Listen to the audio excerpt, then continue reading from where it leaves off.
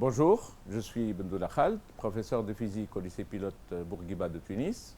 Aujourd'hui, donc, je vais vous présenter un cours sous la direction de Monsieur l'inspecteur général, Monsieur Fawzi Hamami. Alors, l'intitulé de ce cours, c'est Induction et auto-induction électromagnétique. En d'autres termes, nous allons étudier l'influence d'une bobine dans un circuit électrique. Alors, on va commencer tout d'abord par donc rappeler ce qu'est une bobine. Alors, une bobine n'est autre qu'un fil conducteur qui est enroulé autour d'un cylindre, d'accord? Et les extrémités du fil représentent les deux bornes donc, de notre dipôle électrique. Voilà, donc ça c'est notre bobine. Alors, nous allons faire quelques petites expériences au cours de lesquelles nous allons donc découvrir le phénomène d'induction électromagnétique. Alors, pour ce faire, on dispose donc d'un aimant droit qui peut être mis en rotation donc devant une bobine.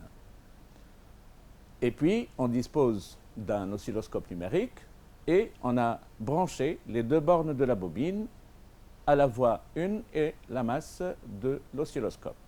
Alors, lors de la rotation de l'aimant droit devant la bobine, donc celle-ci va ressentir un champ magnétique, elle va déceler la variation du champ magnétique, on va observer un peu ce qui va se passer donc sur l'écran de l'oscilloscope. Alors, observons un peu ce qui va se produire. En faisant tourner l'aimant droit devant la bobine, on commence à observer sur l'écran de l'oscilloscope un signal électrique qui représente une tension, et on voit que cette tension qui est aux bornes de la bobine est une tension alternative sinusoïdale, et on voit ici que plus l'aimant droit tourne, plus la fréquence de cette tension sinusoïdale augmente. Et on voit aussi que plus la fréquence de rotation de l'aimant droit augmente, plus l'amplitude augmente de ce signal sinusoïdal, de cette tension sinusoïdale.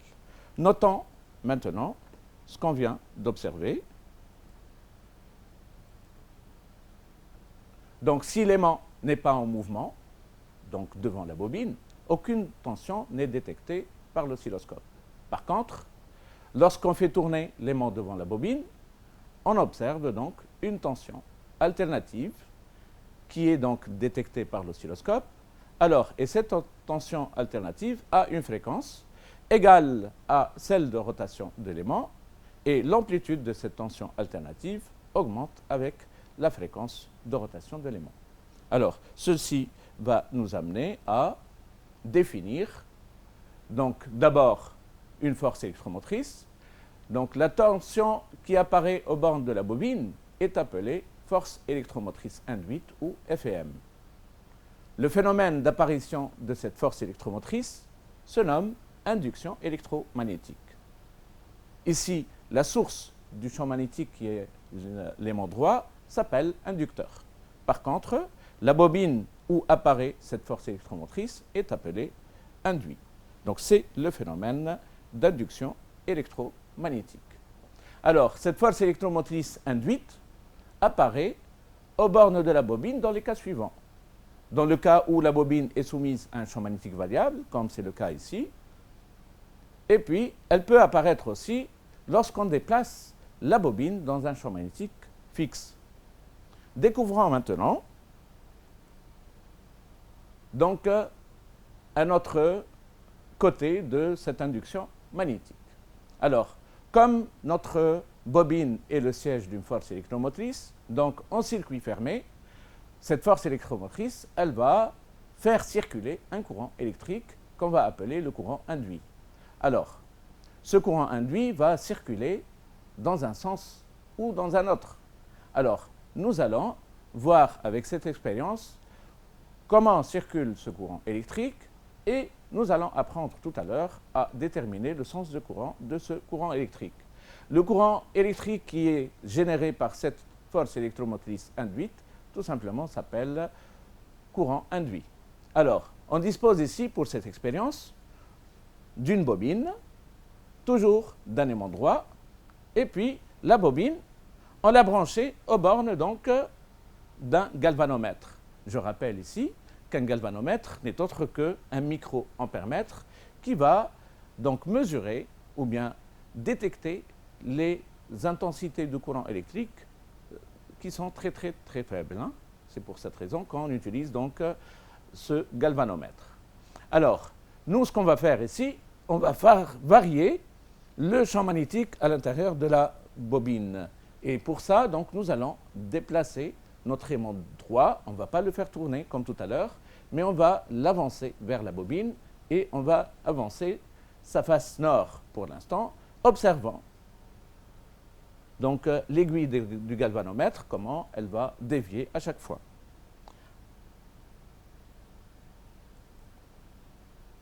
Alors, lorsqu'on avance la face nord de l'aimant droit, on voit que l'aiguille de galvanomètre dévie à gauche. Quand on retire la face nord, l'aiguille du galvanomètre dévie à droite. On va retourner l'aimant droit et on va avancer la face sud. Quand on avance la face sud, l'aiguille dévie à droite. Quand on retire la face sud, l'aiguille va dévier à gauche. Alors, donc ici, la déviation de l'aiguille et donc le sens du courant induit va dépendre un peu du sens de déplacement d'éléments et ça va dépendre aussi du sens de variation du champ magnétique. Alors, pour déterminer le sens du courant induit, nous allons appliquer une loi qu'on appelle tout simplement la loi de Lenz. Alors, l'énoncé de la loi de Lenz, d'ailleurs, que je vous demande de bien retenir cette loi, elle est donc demandée au baccalauréat. Alors, l'énoncé stipule que le courant induit, par ses effets, s'oppose à la cause qui lui a donné naissance. Nous allons expliquer un peu cette loi. Alors, nous, en première année, on a vu les effets du courant électrique. Vous vous rappelez donc, un courant électrique peut avoir un effet donc, mécanique, il peut avoir aussi un effet thermique, il peut avoir un effet chimique, et il peut avoir aussi un effet lumineux, ou bien même, ce qui nous intéresse ici, l'effet magnétique. Donc, lorsqu'un fil conducteur est parcouru par un courant électrique, on va avoir un champ magnétique. Nous, ici, notre bobine, qui n'est autre qu'un fil conducteur, donc comme elle est le siège d'un courant induit, va créer un champ magnétique induit. Donc ça, c'est l'effet du courant induit. Et ce champ magnétique induit, il va s'opposer à la cause qui lui a donné naissance. Quelle est la cause qui a donné naissance à ce courant induit? C'est la variation du champ inducteur, c'est-à-dire du champ de l'aimant droit pour notre exemple. Et donc, le champ magnétique induit va s'opposer à la variation du champ inducteur. Et donc, on peut noter ici que la variation du champ inducteur à travers la bobine a entraîné donc la circulation d'un courant induit qui va, à son tour, créer un champ magnétique induit qui va s'opposer à cette variation du champ inducteur grand B. Alors, pour illustrer bien comme il faut cette loi et pour l'appliquer, nous allons faire une petite application et on va voir ensemble un peu, lorsqu'on avance la face nord de l'aimant droit devant la bobine, que va-t-il se passer au niveau donc de l'aiguille du microampèremètre? Alors, lorsqu'on avance la face nord de l'aiguille de l'aimant droit, donc la bobine va déceler une variation du champ magnétique. Donc cette variation, elle est donc orientée de gauche à droite, ici représentée par cette flèche en rouge, c'est delta B, la variation du champ magnétique de l'inducteur. Par conséquent, la bobine, comme elle va déceler cette variation, elle va créer un courant induit qui va créer un champ magnétique induit, petit b, opposé à delta B. Donc, le champ magnétique induit va être, bien sûr, ici, petit b va être directement opposé à delta B. Et donc, une fois on connaît notre champ magnétique induit, on est en mesure de déterminer le sens du courant induit. Il suffit pour ça d'appliquer la règle de la main droite, ou bien la règle de l'observateur d'Ampère, ou bien la règle des trois doigts, et ça va nous permettre ainsi de trouver le sens de circulation du courant induit. Alors, il suffit pour ça de placer sa main droite, donc suivant donc, sur la spire donc, de la bobine, de manière à donc, préciser le sens de B avec le pouce, et le courant induit va circuler, bien sûr, du coude vers les doigts. Et par conséquent, le courant induit ici, pour ce cas, il va être ascendant. Et donc, en suivant les spires, donc le courant induit va circuler dans ce sens et notre aiguille va dévier à droite. Voyons maintenant ce qui va se passer avec, si on approche l'aimant droit, donc la face sud de l'aimant droit. Alors, avant de passer à cet exemple, nous on est en mesure ici, on va revenir sur ça d'abord, on est en mesure de, connaissant le sens du courant induit et le champ magnétique induit, on est en mesure de désigner la face nord et la face sud de la bobine. Donc, la face nord va être située à gauche et la face sud sera située à droite. Et on remarque ici, lorsqu'on avance la face nord de l'aimant droit, la bobine a fini par opposer sa face nord. Revenons au deuxième exemple maintenant. Alors, si je rapproche la face sud de l'aimant droit, la bobine, elle va donc déceler une variation du champ magnétique qui, cette fois-ci, sera orientée donc de droite à gauche. Ça, c'est la variation du champ magnétique. Et évidemment, ici, donc, la bobine va créer un courant induit qui va générer un champ magnétique induit qui sera opposé à ce delta B, donc il sera dans l'autre sens.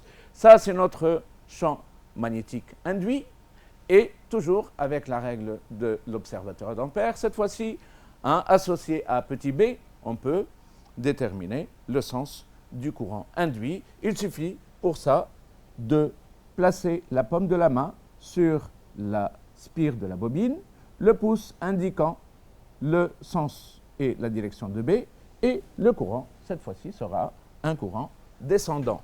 Et par conséquent,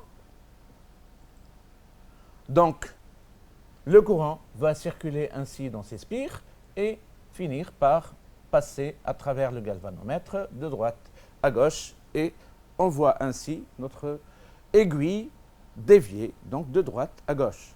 Bien sûr ici, pour ce cas, donc connaissant le sens du champ magnétique induit, petit b, cette face sera la face nord de la bobine et l'autre face sera la face sud de la bobine. Ainsi donc, lorsqu'on approche la face sud de l'aimant droit, la bobine, entre parenthèses, mécontente de voir s'approcher l'aimant droit, va opposer sa face sud. Et on peut facilement imaginer, si j'éloigne la face sud, quel sera le comportement de la bobine? Elle va opposer à ce moment-là sa face nord. Si j'éloigne la face nord de notre aimant droit, la bobine va opposer sa face sud. Alors, donc ici, on est en mesure donc d'appliquer la loi de Lenz pour déterminer donc le sens du courant induit. Et on va retenir ici que si on inverse un seul des paramètres, c'est-à-dire la face de l'aimant, le sens de déplacement de l'aimant, ou même voilà le sens de déplacement de l'aimant, automatiquement le courant électrique va changer de sens. Alors bien sûr ici, on est aussi en mesure de pouvoir déterminer, par l'application de la loi de Lenz, de déterminer le sens de la force électromotrice induite. Alors, il suffit pour ça tout simplement de considérer qu'on a un circuit ouvert et puis de désigner le potentiel le plus fort de la force électromotrice, le point de sortie du courant induit, tout simplement. Voilà. Et puis, on s'intéresse à ce phénomène de courant induit parce qu'il se trouve ses applications dans plusieurs domaines. Par exemple, dans le cas des plaques de cuisson à induction qu'on connaît maintenant, et puis dans le cas des freins des camions de poids lourds, par exemple, qui nécessitent une capacité de freinage très importante. Donc, on utilise donc le courant induit. Alors, on va passer maintenant à l'autre partie du cours, qui est le phénomène d'auto-induction. Alors, bien sûr, ici, dans ce titre, auto-induction, c'est un mot composé. On va avoir le phénomène d'induction. Et on va voir ici que la bobine va jouer le rôle d'inducteur et elle va jouer le rôle d'induit. C'est pour cette raison qu'on va appeler ce phénomène tout simplement le phénomène d'auto-induction. Alors, pour ça, donc, pour illustrer ce phénomène, nous allons réaliser une petite expérience toute simple, alors, dans laquelle on dispose ici de deux lampes identiques, L1 et L2. Donc ça, ce sont nos deux lampes. On dispose de la bobine, d'une petite résistance R, on va voir pourquoi tout à l'heure, d'un générateur et puis d'un interrupteur. Nous, ce qu'on va faire avec cette expérience, nous allons monter en parallèle donc la lampe L1, la bobine, la lampe L2 et le résistor qui a une résistance petit r. Alors, pourquoi on a placé un résistor petit r? Tout simplement parce que, je rappelle, que la bobine n'est autre qu'un fil conducteur qui est très très lent, donc ça possède une petite résistance. Et pour voir l'influence de la bobine, tout simplement, c'est pour cette raison qu'on a placé ce petit résistor ici, qui va avoir la même résistance. Et ainsi, donc, on verra l'influence de la bobine sur le comportement de la lampe L1, d'accord, et qu'on va comparer avec celui de la lampe L2. Alors, donc, tous ces éléments ont été donc montés en parallèle de manière à placer un générateur ici et un interrupteur K. Alors, nous allons observer bien comme il faut, donc il faut faire attention, nous allons observer, donc c'est un phénomène qui est assez rapide, donc ce qui va se passer au niveau de la lampe L1 et de la lampe L2 quand on ferme l'interrupteur. Ensuite, on va observer ce qui va se passer quand on va ouvrir l'interrupteur. Que va-t-il se passer au niveau des lampes L1 et L2? Alors, donc on va agrandir un peu, donc c'est une expérience qui est importante. Alors, si on ferme l'interrupteur,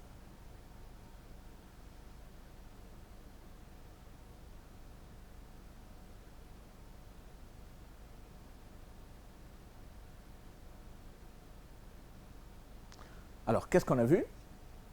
On peut reprendre.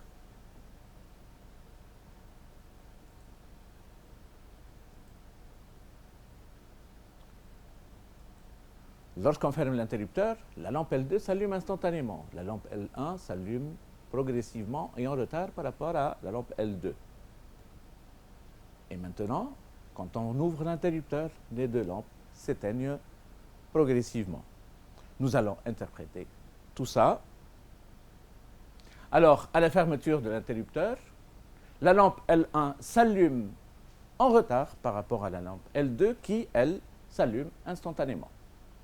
Alors, l'augmentation de l'intensité du courant électrique dans la bobine a augmenté, donc a engendré une augmentation du champ magnétique à l'intérieur de la bobine.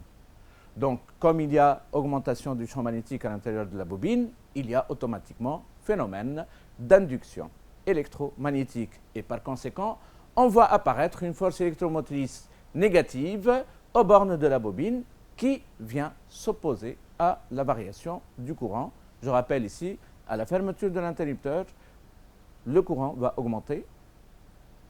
Il était nul. Il va atteindre une valeur non nulle, donc il s'agit d'une augmentation. Et par conséquent, la variation de I au cours du temps est positive. C'est pour cette raison qu'on va avoir une force électromotrice E négative d'après la loi de Lenz, puisque la force électromotrice s'oppose à la cause qui lui a donné naissance. Alors, la bobine, donc, s'oppose à la variation du champ magnétique qu'elle crée elle-même, d'où le terme d'auto-induction. Donc, la bobine, ici, joue le rôle d'inducteur et elle joue aussi le rôle d'induit en même temps. Ainsi, donc, on voit ici que la bobine s'oppose à l'établissement du courant dans la branche où elle est montée. Alors, dans notre phase où on a ouvert l'interrupteur, on a vu tout à l'heure que les deux lampes s'éteignaient progressivement et simultanément. Pourquoi ça? Tout simplement parce que la bobine, elle s'oppose à la rupture du courant électrique. Elle va déceler une diminution du courant électrique et donc variation du champ magnétique. Qu'est-ce qu'elle va faire? Elle va créer un courant induit qui va s'opposer à cette variation de champ magnétique. Et par conséquent, donc le courant induit ici va venir renforcer un peu le courant qui allait être coupé. C'est pour cette raison que les deux lampes ne s'éteignent pas instantanément, elles s'éteignent progressivement. Alors, donc, comme on a vu avec le condensateur, donc dans le chapitre précédent, un condensateur donc chargé emmagasine de l'énergie électrique. Maintenant, une bobine parcourue par un courant électrique, elle va aussi emmagasiner de l'énergie magnétique. Alors, pour illustrer cette énergie magnétique, nous allons observer une expérience très intéressante, d'accord, au cours de laquelle nous allons donc couper ou bien, voilà, nous allons ouvrir l'interrupteur qui dans un circuit où la bobine est déjà initialement parcourue par un courant électrique. Et on va observer un peu ce qui va se passer. Alors, donc pour ça, on dispose donc d'un interrupteur monté en série avec une lampe, la bobine et un générateur. Lorsqu'on va fermer l'interrupteur, bien sûr ici on va observer le phénomène d'auto-induction et donc on verra s'allumer la lampe progressivement. Et puis après, ce qui nous intéresse, c'est la phase où on va ouvrir l'interrupteur et donc on va couper le courant qui circule dans le circuit. Alors, observons un peu ce qui va se produire. Donc, quand on ferme l'interrupteur, la lampe s'allume progressivement. Observez bien ce qui va se passer ici. Donc, à l'ouverture de l'interrupteur, on voit apparaître une petite étincelle au niveau des contacts de l'interrupteur. C'est ce qu'on appelle l'étincelle de rupture. On va revoir de nouveau cette expérience.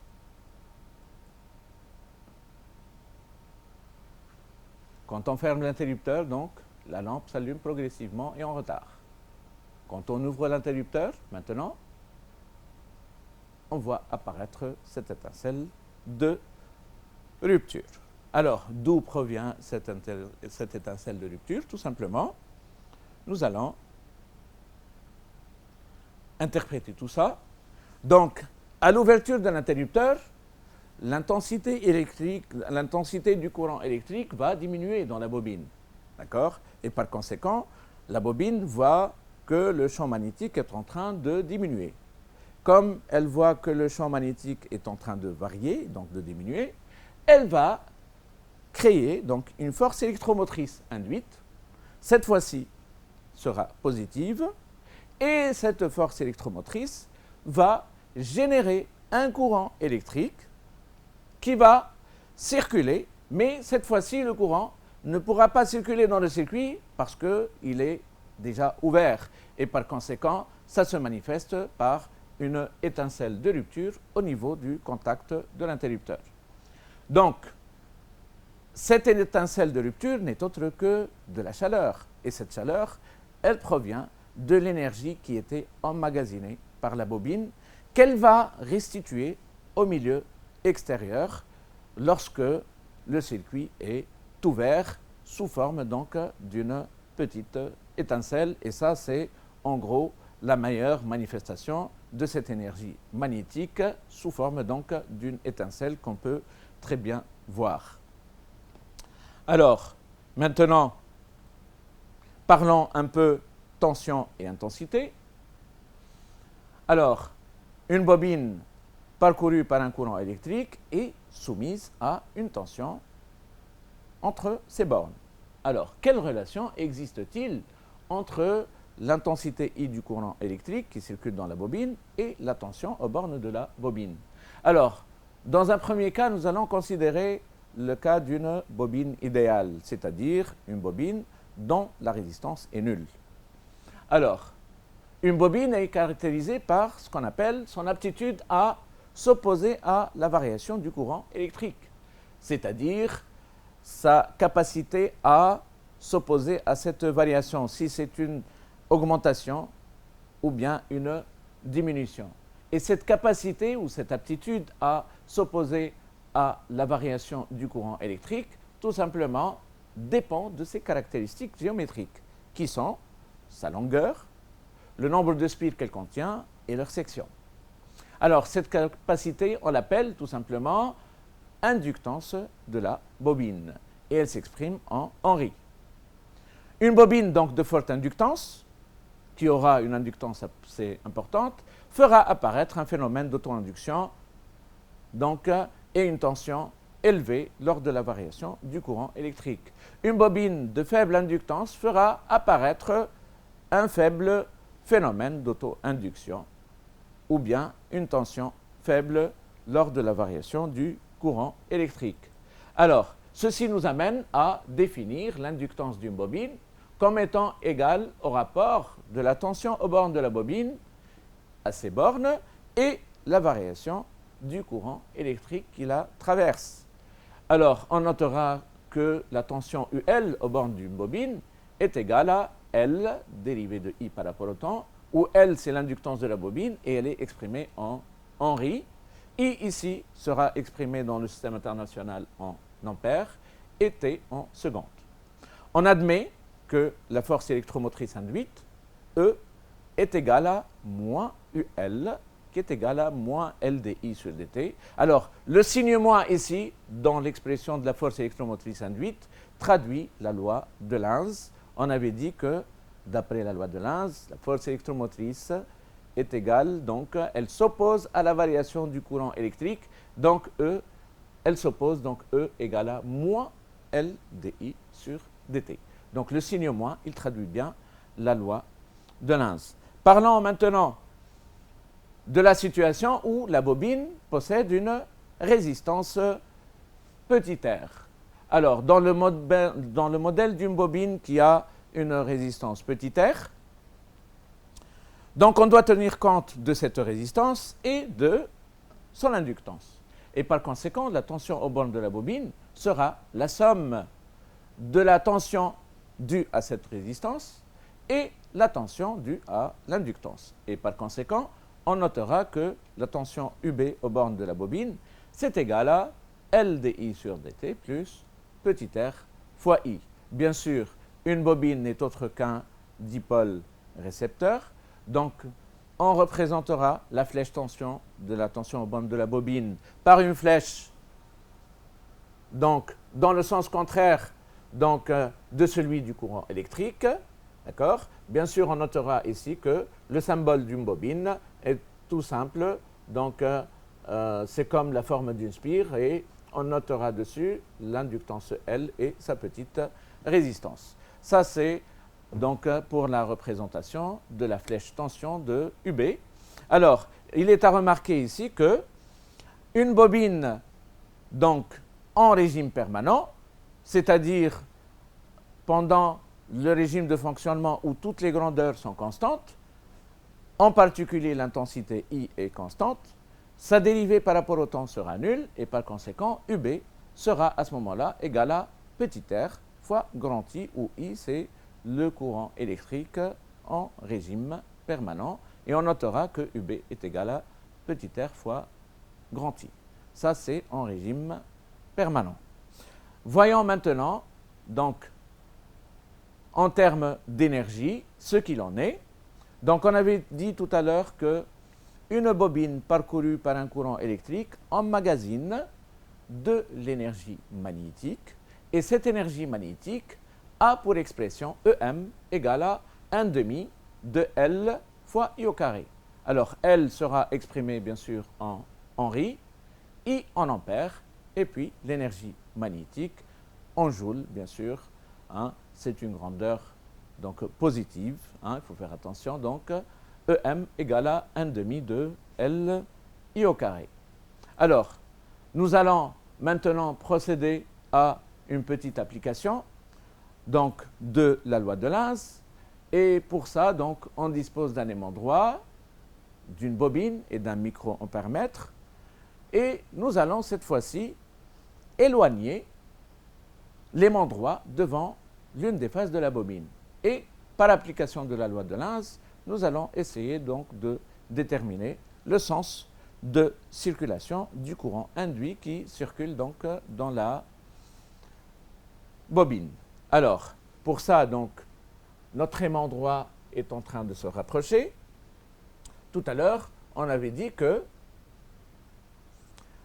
l'aimant droit, donc, en se rapprochant de la bobine, va engendrer une variation de champ magnétique. Et la variation de champ magnétique, cette fois-ci, sera orientée exactement dans ce sens. Donc ça, c'est la variation du champ magnétique delta B.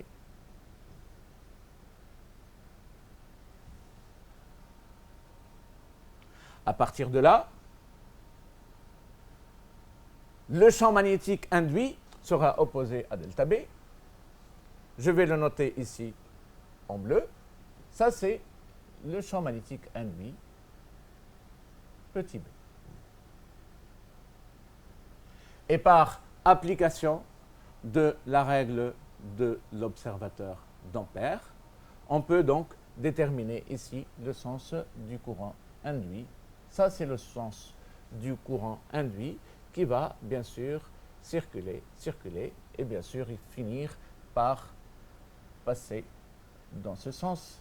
Et notre aiguille aimantée, l'aiguille du galvanomètre, va tourner dans ce sens. Alors, par contre, ici, quand on éloigne la face sud, donc, on va appliquer ce qu'on a vu tout à l'heure. Donc, en éloignant la face sud, la bobine va être, entre parenthèses, mécontente de voir s'éloigner la face sud de l'aimant droit. Elle va opposer sa face nord. Donc, ça, c'est la face nord. Ça, c'est la face sud. Et à partir de là, connaissant la face nord et la face sud de notre bobine, on peut représenter le champ magnétique induit, petit b, qui sera orienté dans ce sens. Et à partir de là, l'application de la règle de la main droite va nous permettre de déterminer le sens du courant induit et celui-ci va tourner dans ce sens et notre aiguille va tourner à droite. Ainsi donc, on est arrivé au terme de cette leçon que j'espère que vous avez donc retenu donc la notion d'induction magnétique et d'auto-induction. Je vous remercie pour votre attention et à bientôt.